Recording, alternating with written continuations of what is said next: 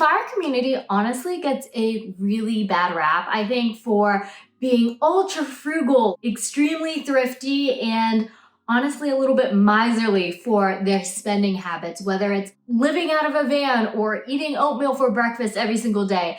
And I am just here as a girl on fire to show you that you don't have to live a life like that. There is a balance. And during this journey to financial independence, you want to be able to enjoy your life and live a life that is beautiful and meaningful to you, and spend on things that you really, really, truly believe in spending on. You can spend really almost lavishly on things that bring you a lot of joy and you find meaningful to yourself. So I wanted to talk to you guys today about the 8 things that I still spend money on, even though I am on my journey to early retirement and planning on retiring early at 35. You know, I don't live a life of deprivation. I really don't. I'm a person who believes in being financially well, and a part of that means spending money on things you truly love and care about. So stay tuned and I will talk all about the 8 things that I really love spending money on. And no, they are not cheap. If you're new here, I'm Katie, a girl on fire, and I'm planning on retiring early at 35, and I'm bringing you along for the adventure. So be sure to smash the like button so we can keep spreading the fire and can follow along on this adventure to early retirement. So let's talk money, honey. Something I really prioritize is my health. The very first thing I spend money on is the gym, and not just any gym.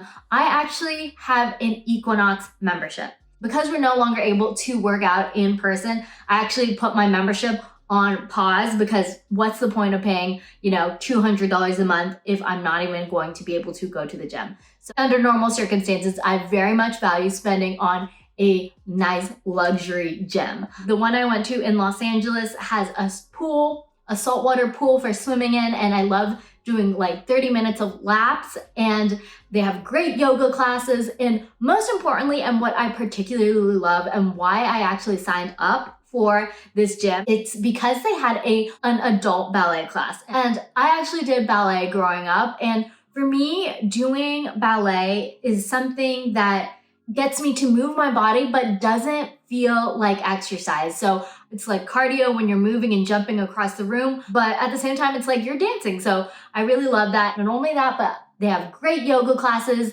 sound baths, meditation things that you can participate in, and honestly the steam rooms and saunas are so worth it. And yes, those eucalyptus towels are amazing. Fully self-care too. And yeah, it was again $200 a month. I think at a slight discount, but through my work, it keeps you in good shape, in better health. And as a result of that, I think spending on a gym or things that will get you to move your body is worth it for me. If you love running, I cannot stand running. I've tried so many times. If you like doing those activities that are free and you don't need to spend money on, like you can go play basketball or go play soccer or do a at-home Pilates workout, that is great for you, but it's just not what works for me. Spending money on a gym membership is 100% worth it. The next thing I always will spend money on is when a friend hangs out and asks to go out to eat. I am always down. I am so down. I love good food. And if you haven't been to LA and tried out the restaurants and cuisine here, you will forever be spoiled. I think LA has some of the best, most diverse, authentic food all in a 10-mile radius. I am always willing to go out, but I really try not to eat out, if it's just me. I don't usually pick up food for myself. I really, truly think eating and dining out is more of an experience that I am able to share with friends, share a meal with friends, and try the delicious food in this city. I think it's really important to, recognize is dining out a crutch because you don't want to cook food at home and you do have food at home, or is it an experience and a time you are getting together with girlfriends, for a 2-hour brunch cocktails included or dinner and grabbing drinks with friends. That also goes for coffee for me. I think those kind of fall under the same category. I don't usually get coffee on myself unless I have a gift card or if a friend wants to meet up for coffee. So meeting up with friends and having a shared experience over a meal, I think is always worth it to me. Something that is kind of a shocker and goes against so many personal finance ideas is getting a new car. For me, I have had 3 cars in my life before. 2 were hand-me-downs. One was my dad's old CRV. The second was my uncle's CRV. And then when it was finally time for me to buy my first car and hand down my old CRV, I got a brand new one. And I'm not against secondhand cars. It just am concerned because so many of the times you don't really know the car's history. And I've had friends who have bought secondhand and honestly, the cars were lemons. And even though they said it was certified, there were issues with it. Because of that, I am very hesitant to get a car from people I do not know directly. So I'm not opposed to getting secondhand cars, but for me personally, when buying a car for myself, I chose to buy a new car. So I saved up, I bought a new Honda CRV, a 2017 at the time, and it for me was really worth it. Haven't had any problems with it so far. And in the future, unless I am buying off somebody who I know directly and know that they are trustworthy and have taken care of the car, I am going to buy new. The next thing I am willing to spend money on is brand name clothing. And I think this gets a really bad rap, oh, you don't buy anything, you don't buy designer. It's no, I don't buy designer and pay the full marked up price for it. A lot of the designer clothes or brand name clothes that I wear are secondhand. And that's where I think is the difference. That's what I'm willing to spend on. Not just from a financial perspective, but also from a minimalist and sustainability perspective. I want to reduce my carbon footprint, and that is just something that aligns with my values. It's not that I'm not willing to spend money. I just am not willing to spend money on new things that are perfectly fine secondhand. And I love actually going thrifting, and I actually got this Chloe jacket for $80, and I've gotten some other really good finds for much less than what they are worth. The next thing that I love spending on is travel, and it's been at this point of year stuck inside, so I haven't done any major traveling, but the last trip I went on was to Japan, and my gosh, we balled out. We ate omakase style dinner in Japan. We balled all out. We stayed at a really nice onsen in Hakone? I'm butchering this. I'm sorry. I'm Japanese American. I'm Hakone, Japan. And it was a magical experience. It was so serene, so beautiful. You're in the woods. You can see Mount Fuji in the background. It was actually kind of cloudy when we went, so we actually didn't see it, but theoretically you could. Had your own private hot springs inside your room. They served kaseki dinners, which is seasonal, almost omakase, but more with seasonal dishes. It was so beautiful and delicious, and I loved that experience. So when it comes to travel, I really, it's you when are you going to go back next? It's a treat. It's an experience that I feel is worth paying for. So when I travel, I really try to not think about the expenses and think about enjoying those moments and having those memories, taking those photos, and having those experiences that I'll carry with me for the rest of my life.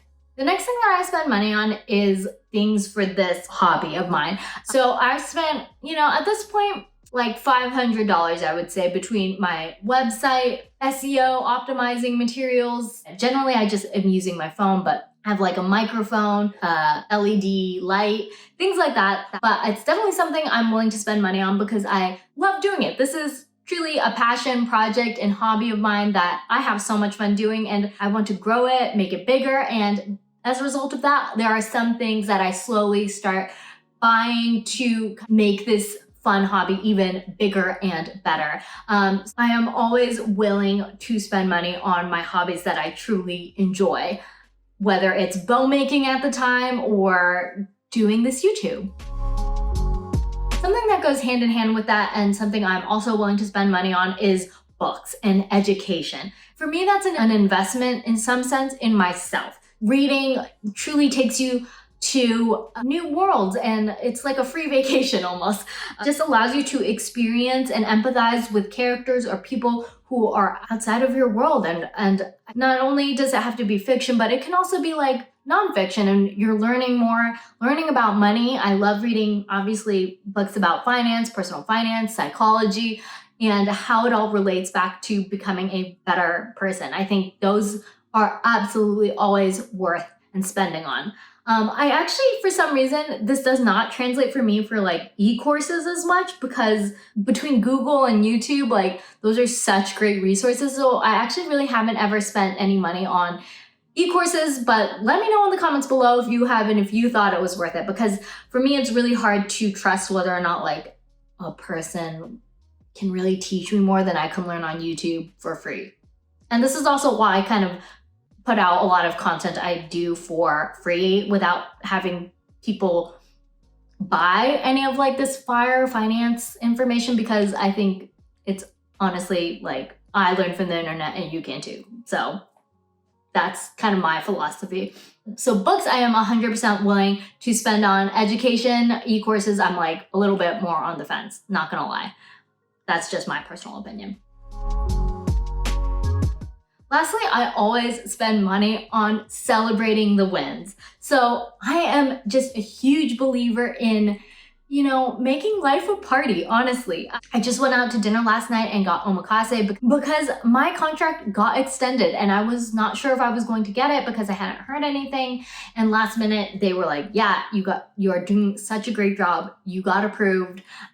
So that was such a big win for me. It meant I can max out my 401k for the year. So I went out to celebrate. And for me, celebrating can be something as simple as that. And I honestly think those wins are not celebrated enough. But when it's my birthday, I always am sure I did another year of life that is something worth celebrating. And I will spend lavishly on hosting a party for my friends and the people that I really care about, because they are on this journey of life with me. When I retire early, I'm going to throw a giant party and you are invited. I will have an awesome retirement party, because that would be such a huge accomplishment to be financially independent. Things like that, I'm so excited to celebrate. Wedding, I'm actually on the fence about, because I don't know if that's really such a huge accomplishment anymore, but maybe I will. So I am willing to celebrate the wins, celebrate actual moments in life that are really meaningful. That will probably mean me spending on a wedding, because honestly, that's just in line with who I am. And whatever the other finance people say, well, that $30,000 could be turned into $1 million by the time you're 85. Yes, it could, but also that means a lot to me. So these are the 8 things I'm willing to spend money on, and really thinking about how all of these things align to your values and what you find value in spending on. That is really the key step to being really intentional with your spending. So I hope you found this useful. Be sure to check out my video on value-based spending so you can get more clarity into what you find meaningful when you do spend money. I think that will really help you decide what things you like and what things you don't like. You are also on your journey to FIRE. Let me know what you guys find value in spending on. I would love to hear, just to show others that it's okay to spend money on things you really love and care about. So leave that in the comments below. Be sure to hit the like button so we can spread the fire, and subscribe to my channel so you get notified when the next video drops, and let's retire early together.